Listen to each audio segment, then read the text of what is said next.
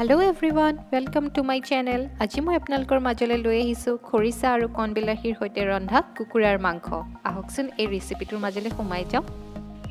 ইয়াৰ বাবে মোক লাগিব 500 গ্ৰাম কুকুৰাৰ মাংস, দুটা ডাঙৰ পিয়াজ মিহিকে কাটি লৈছো, 6-7টা ৰঙা জলকীয়া, নহৰু, আদা, কণবিলাহী, আলু আৰু লগতে আমি লৈছো খৰিচা।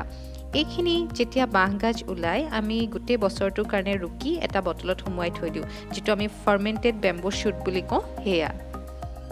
এতিয়া আমি নহৰু, আদা আৰু জলকীয়াখিনি পেষ্ট বনাই ললো। গেছত কেৰাহী এখন বহাই দিছো আৰু কেৰাহীখন গৰম হওঁতে তাত মিঠাতেলখিনি যোগ কৰি দিছো। মিঠাতেলখিনি গৰম হোৱাত ইয়াত মই পিয়াজখিনি দি দিম।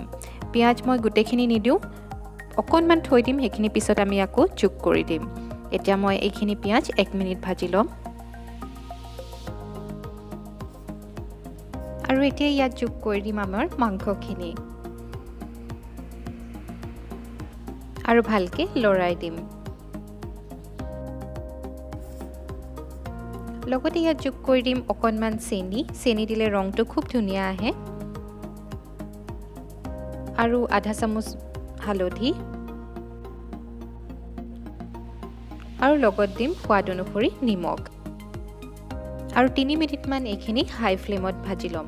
গেছটো অন কৰাৰ পৰা এতিয়ালৈকে আমাৰ ফ্লেমটো হাই কৰিয়ে ৰাখিছোঁ। ইয়াত এতিয়া আদা, নহৰু আৰু জলকীয়াৰ পেষ্টটো দি 5 মিনিটমান ভালকে ভাজি ল'ম।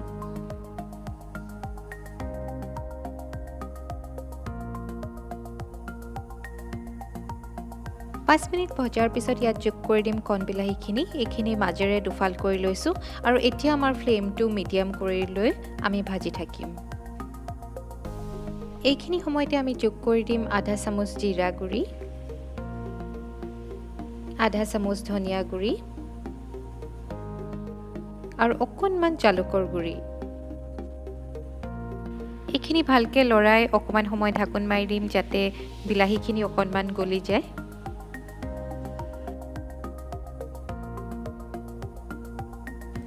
2 মিনিট হৈ গ'ল। এতিয়া ঢাকোনখন দাঙি চাইছোঁ আৰু এইখিনি সময়তে আমি ইয়াত যোগ কৰি দিম আমাৰ কি ইনগ্ৰেডিয়েণ্ট বাঁহগাজ, আৰু এইখিনি যোগ কৰি আমি ভালকে লৰাই দিম।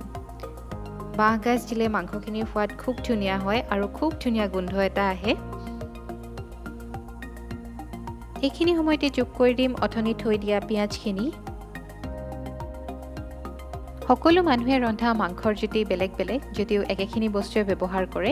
ইয়াৰ এটা কাৰণ এইটো যে সবে বস্তুখিনি বেলেগ বেলেগ সময়ত যোগ কৰি যায়।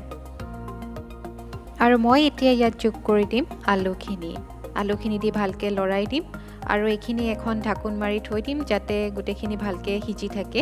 এতিয়া ফ্লেমটো মিডিয়াম টু ল' কৰি ঢাকি থৈ দিম। 5 মিনিটমানৰ পিছত মই ঢাকোনখন দাঙি চাম আৰু এইখিনি অকণমান তলফালৰ পৰা লাগি যোৱা যেন দেখাত মই অকণমান পানী ইয়াত যোগ কৰি দিম। পানী একদম অকণমান দিম কাৰণ আমি মাংসখিনি ড্ৰাইকে বনাম। এইখিনি আমি ঢাকোন মাৰি 10 মিনিটমান সিজাম যেতিয়ালৈকে আলুখিনি ভালকে সিজি নুঠে, আৰু মাজে মাজে লৰাই থাকিম যিহেতু পানী আমি খুব কমকৈ ব্যৱহাৰ কৰিছোঁ, তলত লাগি যোৱাৰ চান্সেছ থাকে। আলুখিনি সিজি অহাত আমি ঢাকোনখন লুটৰাই দিম আৰু এইখিনি পানী শুকাই নোযোৱালৈকে ভাজি থাকিম। আমাৰ পানী প্ৰায়খিনি শুকালেই আৰু এইখিনি মাংস পুৰা হৈয়ে গৈছে। এতিয়া আমি ইয়াত যোগ কৰি দিম দুটা কাটি থোৱা কেঁচা জলকীয়া, যিটো দিলে গোন্ধটো খুব ধুনীয়া আহে, আৰু আমি এইখিনি এবাৰ লৰাই ফ্লেমটো অফ কৰি দিম। আমাৰ বাঁহগাজ আৰু কণবিলাহীৰ সৈতে ৰন্ধা কুকুৰাৰ মাংস ৰেডি। যদি এই ভিডিঅ'টো চাই ভাল পালে নিশ্চয় লাইক আৰু শ্বেয়াৰ কৰিব আৰু মোৰ চেনেলটো ছাবস্ক্ৰাইব কৰিবলৈ নাপাহৰিব। ধন্যবাদ।